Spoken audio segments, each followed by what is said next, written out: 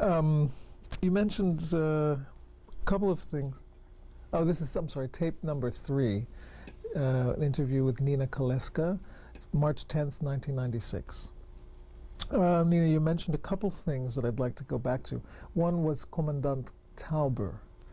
Do you remember anything else about things he did or contact you had with him or any other The commandant? contact I had with him was usually one I tried to avoid because this was a monster. I asked once when I met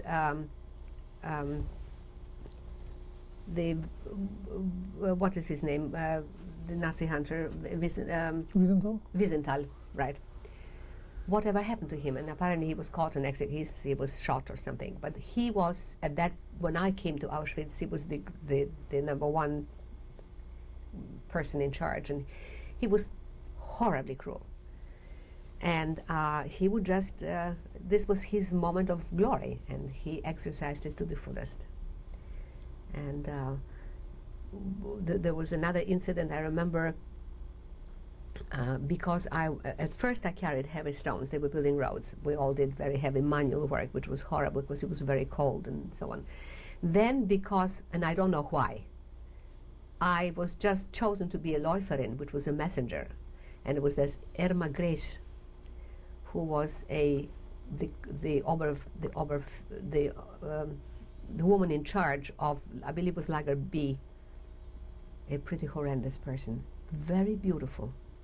She was, I believe, all of 23 years old, who had this incredible power. She was always immaculately dressed with her blonde hair in the back, the uniform absolutely, and her shoes were so bright you could see her face in there, which she made me clean for her, and a big German Shepherd, and a club that she would absolutely, without any hesitation, just throw the dog at somebody and just watch somebody being eaten. And she was, the cruelty there is you wonder whether we're on the same planet or not. She was a German? Oh yes, but she somehow took a liking to me for reasons that I did not understand, and then I was told that she was a lesbian. But I was really too young for anything, and I didn't even know such a thing existed. She would make me stand in front of a barrack while she would make love to the more beautiful Jewish girls. I did not know that either. She just said, stay here until I get out. And because of the fact that I was a messenger, a Läuferin, I was allowed to go to the Blockführerstube where she had the offices there, and she would occasionally give me some extra piece of salami or a piece of cheese or whatever was there. She was so horribly cruel that she was actually executed among the 5 people who I believe were executed because of Kramer, who was the commandant, and I think 4 other people. At the age of 23, she had quite a career. Mm-hmm. But having carried heavy stones at the beginning, then I became a Läuferin, and I stayed that way. What did you have to? I'm sorry. What did you have to do as a Läuferin? Oh yeah, my job was to inform the messages from the from the German offices to the people in the camp. The woman, let's say, who was the charge of a block, they usually inmates, somebody was an inmate, to tell them what's going on or whatever they wanted to do. It was not the usual messenger the way we understand it today. Existence, sometimes nothing was happening. People didn't exactly work, they were just waiting to die. So that was that was one job. There was an incident where an extraordinary young woman tried to escape with her fiancé, Mala. They caught her, and she was publicly hanged. I remember standing there, watching this whole thing. Just nobody ever actually escaped out of Auschwitz, except perhaps during 1994, I believe it was July 1944, they blew up the crematoria. And I don't know whether some of them were caught, some of them had escaped.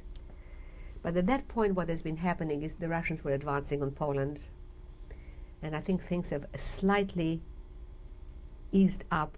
I think the crematoria was never, I think only one was left. Again, I didn't have the preview of what was going on, but I do remember knowing that the crematoria was being blown up. But Auschwitz was in the middle of, this is Poland, this is not Germany. So you were working as a Läuferin. Did you ever hear things, see things in the officers' quarters or those areas that other people would not have been privy to? Yes, what I have seen was something that I did not understand at the time, but having done a great deal of study and I really learned about the war after the war. I did not know what was going on in the next block, so to speak, because you didn't exactly have the privilege of walking around and looking at things. And you really lived in such fright all the time, and such uncertainty that I never expected to live. I never for a moment thought that actually I prayed for it, such as it was prayer, meaning that, you pray because it's part of you. But I never thought I would actually leave Auschwitz. And beyond that, this was just some miracle that I can't quite fathom. But what I do remember, and I later tried to analyze it, but of course you can't, is this very man who looked perfectly normal, who wear the belt that says Gott mit uns, meaning God be with us, talk to their wives and to their children and go to concerts and behave perfectly normally by our standards, then go out the next morning and go kill people. There's a dichotomy here that that none of us can understand. How can you live a perfectly normal life, have a family, eat dinner, play Chopin, then go out the next day and become an animal? Animals don't do that. Animals do not do to themselves what human beings do to themselves. So you say, what kind of a species is this? What kind of a cruelty was embedded and nourished for anyone to be able to be a guard in a concentration camp or to be a commandant of a concentration camp? Hitler had a lot of help. He didn't do it alone. It didn't come out of a void. So you did have somehow a sense that these people who were officers or commandants or guards were so-called normal people. Right. And otherwise, if you were not, let's say, Läuferin, would you have had, as just a normal inmate, less contact with these confused people? Probably. It's not that I had that much contact even while I was there, but I had the privilege, the opportunity to observe more, because they were there, and I had more or less the access to go in there and then come out again. And you see people having normal conversations, being without a tie, talking, and I said, how is that possible? But it was. And it was very prevalent. These were normal people who became, by the virtue of their job, monsters. I cannot imagine how anybody can sick a dog, a big German shepherd, onto somebody and just watch them being devoured and sitting there and just watching this whole thing. How can anybody do that? But they did. And they did much, much worse than that, you can imagine. The torture was very prevalent. Were you ever beaten or No. brutalized in any way? Or? I was beaten because I too once put my hand in my pocket.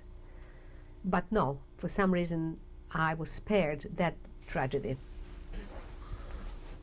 So, maybe you could describe, let's say, a daily routine when you had to get up. The daily routine consisted of the Zählerpell in the morning. That means you got up, got dressed, you should excuse my expression, got dressed whatever rags you were wearing at that time.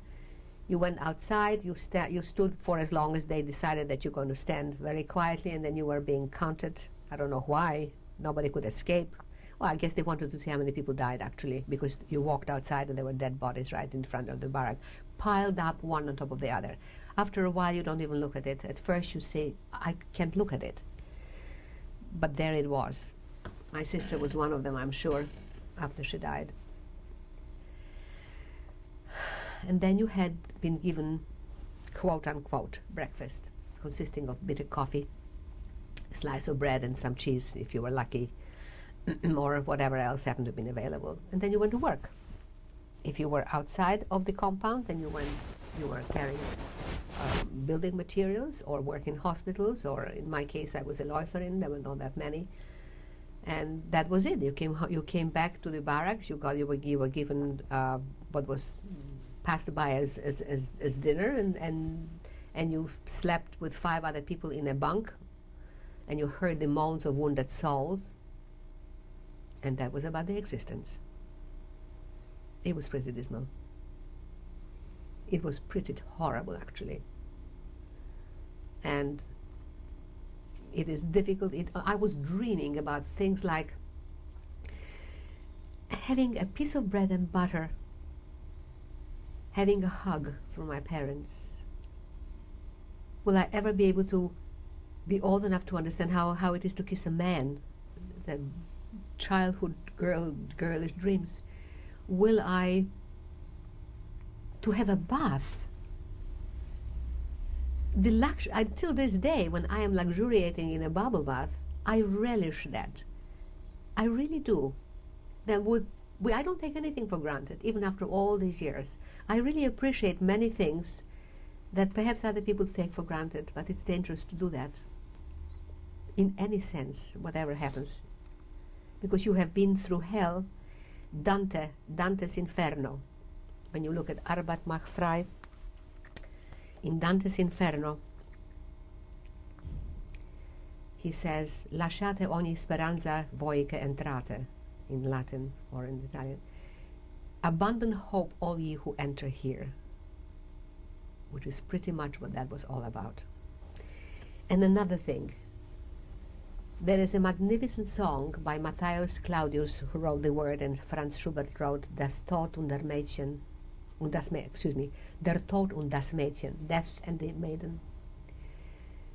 When I studied that later on, those words became extremely meaningful to me, because he talks about death as a friend. He says, come, give me your hand. I'm your friend and I've come to take you. You really prayed for that kind of a friend, because it would have been so wonderful just to go and quietly die, rather than to know that you're going to be gassed and taken to the crematorium. I worked for 3 months in the sterilization chamber and in the crematoria, meaning I was among, it comes to mind, we were sorting the clothes of the people who were told that they were going to take a shower, of course, and that was the end of the shower. And this is the 3 things I cannot bear to talk about are my sister, per se, and my parents, because I knew what happened to them. And this is just the subject that I find it too difficult to talk about. I try not to think how they died. I know how they died, but I cannot think. I cannot quite cope with that. And I don't want to cope with it. I don't have to put myself through that pain of knowing of how dreadfully they must have died. Because I was there. Because I worked near the crematorium. Because the amassment of the gold teeth and the hair that was all used for industry, for the war machine. So I was there. And it is really not, you can, and the volumes I'm sure have been written, and not enough, no matter how many times you may talk about it, how many people talk about it, how many books or articles are being written, it's never enough. There was a young boy writing to his parents, said, if all of the seas were ink, I could not describe to you, it would not be enough to describe the torment of the years in the camps. There was, of course, the ghetto in Auschwitz, and then, of course, I was in 2 other camps after that. So you were working near the crematory, you were sorting clothes, shoes, Correct. Things like that? The clothing that was removed from the people who went to be gassed were all sorted out, and that's what we did for a while. Did you do any other jobs besides Läuferin? No, I worked in the camp itself. I was a Läuferin. I carried heavy stones. I worked in the sterilization chamber. I worked in the what they call Canada, which is interesting. I don't know why they did that, but they call this Canada. All of the clothing, and they were looking for people who wear whatever jewelry they may have had. Sometimes people would put it in their clothing, and they were looking for that. Stacks and stacks of shoes. You have to understand there were. I mean, we talk about you can. I can understand 100 people. I can see 100 people. But can you imagine 1 million people? Can you imagine 5 million people? That is not possible. And I believe that the number of people who actually were gassed and killed in Auschwitz alone were 2.5 million Jews.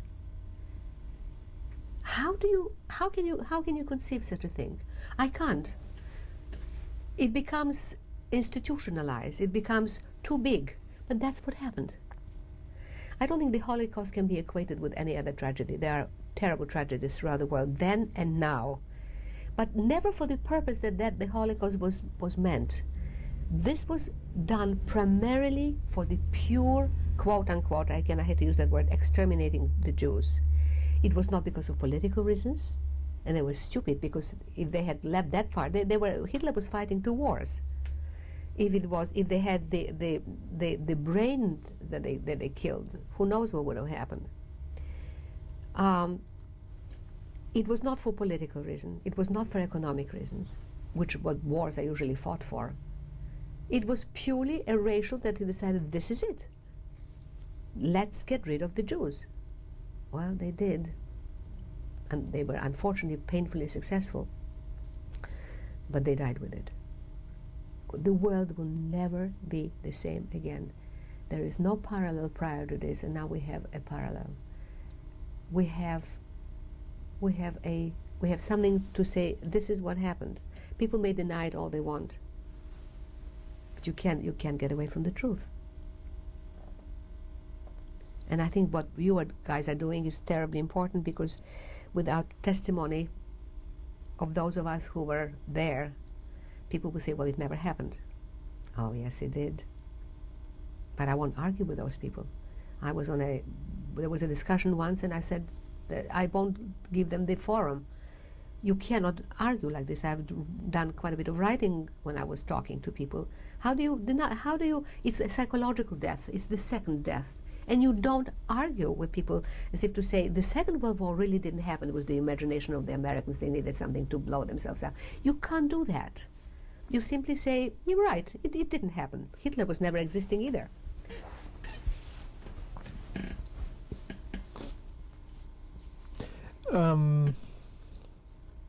One thing I wanted to go back to was the sort of social fabric of the inmates, and how I think somehow there was a support system, even though it was small. Yes, it was. Or it was, there was up against great odds. Against enormous odds, because people usually, as I mentioned before, if you survived one day, you probably survived a week. If you survived a week, chances are you would survive for a month, and maybe beyond this, but very often it didn't. It was the majority. It was the Jews from Greece, for instance, were not accustomed to the climate, and they would just, also, there was support such as it was, but none of us really expected to be alive. And if you couldn't joke, I sang in Auschwitz, actually sang. Of course, there was an orchestra, you know that. I sang, we recited poetry, we told stories, and then somebody from the barrack would say, well, so-and-so died. Oh, that was the end of that. It was an existence that was very artificial, because it wasn't really an existence. We were sort of like put on hold. Let's see how long we can survive. Those of us who were there for 2 years. I mean, I was there for 2 years, and that was a long time. Most people didn't make it for 2 years. And Frank was there, I believe, came in 1944. She was in Auschwitz for a very short time before she was sent out to Bergen-Belsen. and I was there at the same time. I did not know her. I was sent to Ravensbrück. They were evacuating Auschwitz because the Russians were practically within. They simply didn't want, and they really didn't want any survivors. Essentially, they kept pushing us further and further and further into Germany. Now I'm sorry. Go ahead. And by the time you went to Ravensbrück, you were how old? 15. Yeah. Mm. And leaving Auschwitz, how did that go? Well, we were put on trains. We simply said, we didn't think we were going anywhere. We thought we were going to be killed, frankly. And then we were put on trains again. But somehow the atmosphere was a little different because we knew that the war was changing. Now, I was liberated May the 5th of 1945. That was 3 days before the war was officially declared over. That's how long I was literally under the German rule. I went to Ravensbrück, which was horrible, absolutely horrible. It was a camp that was meant for like maybe 3,000. There were 25,000 for a while. And then all women, right? As far as I know, all women. I'm not sure about that all. Where I was, there were only women.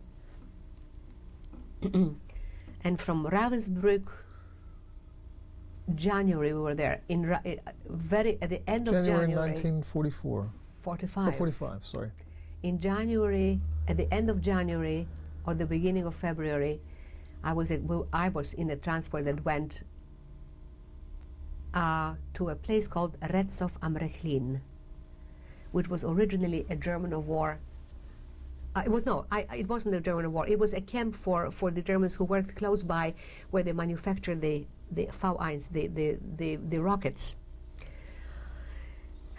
and that was very different. So before you got, just so I understand correctly, right. Before you got to Retzow,